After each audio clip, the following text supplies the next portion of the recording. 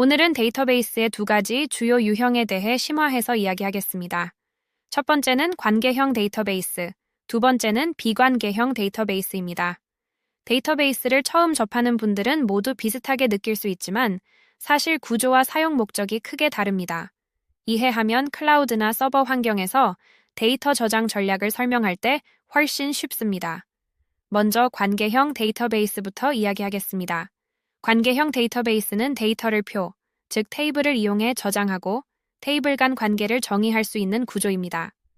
쉽게 말하면 엑셀 스프레드시트처럼 데이터를 표로 관리하고 필요할 때 다른 표와 연결해서 보는 방식입니다. 비유를 들어보겠습니다. 학생 정보와 수업 정보를 관리한다고 생각해 보세요. 학생 이름, 학번, 학년 같은 정보는 한 표에 담고 수업명, 강사, 시간표 같은 정보는 다른 표에 담습니다. 학생과 수업을 연결할 때는 학생의 학번과 수업 정보를 연결하면 됩니다. 이런 구조를 통해 데이터 중복을 줄이고 정확하게 관리할 수 있습니다. 관계형 데이터베이스는 정확한 계산과 조회가 중요한 곳에서 주로 사용됩니다. 예를 들어 은행을 생각해 보세요. 계좌 정보, 거래 기록, 고객 정보가 모두 관계형 데이터베이스에 저장됩니다. 계좌 번호를 기준으로 거래 기록을 연결하면 빠르게 조회할 수 있고 동시에 여러 사람이 거래해도 데이터 정확성이 유지됩니다. 쇼핑몰이나 기업용 전산 시스템에서도 비슷한 방식으로 사용됩니다.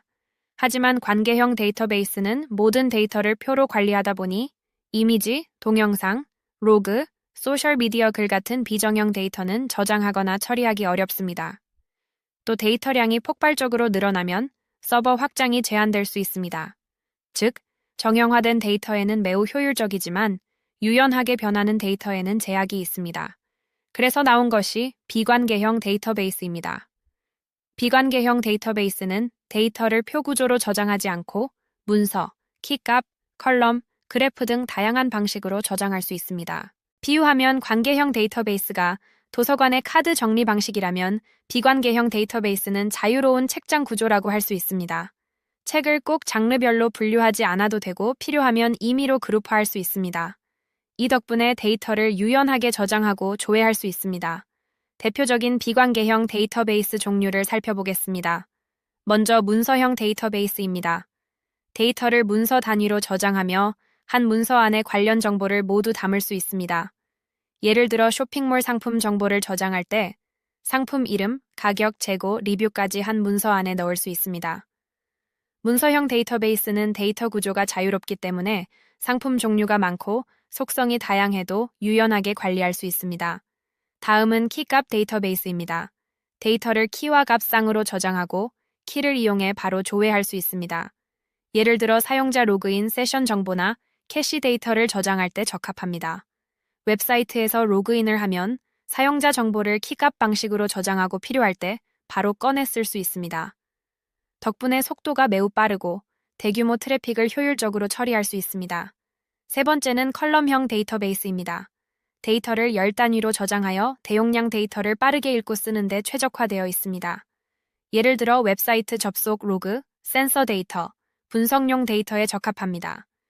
대량 데이터를 저장하고 특정 열만 빠르게 조회할 수 있어 분석과 통계에 매우 효율적입니다.